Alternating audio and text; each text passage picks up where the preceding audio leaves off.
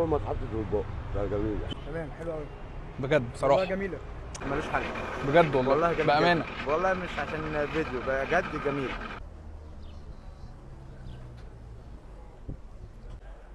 جميل جدا. القصه كلها اني كنت ماشي في الكوربه في مصر الجديده وجعان وعايز اتغدى، فبصيت لقيت المطعم ده، وقفت كده عمال افكر انا سمعت الاسم ده فين قبل كده. مقلوبة فلسطيني كما قال الكتاب. ده المنسف في الأردن يا جماعة. فقلت بس هو ده. دخلنا بقى قعدنا في القعده العربي اللي هم عاملينها ولعبنا جيمين بلاي ستيشن لحد ما الاكل يتعمل، وسخنت اول حاجه بطاجن الورق عنب بالكوارع. خدت بقى شويه بالشوكه ومعلقه حطيتهم في الطبق عشان اكل منه، عشان انا بس متحضر وانا من اسكندريه وكده يعني. عايز اقول لكم يا جماعه ان ده من احسن الحاجات اللي موجوده هناك بجد يا جماعه، ملوش اي حل. وحته ان الورق عنب شارب من الكوارع دي سحراني. خطير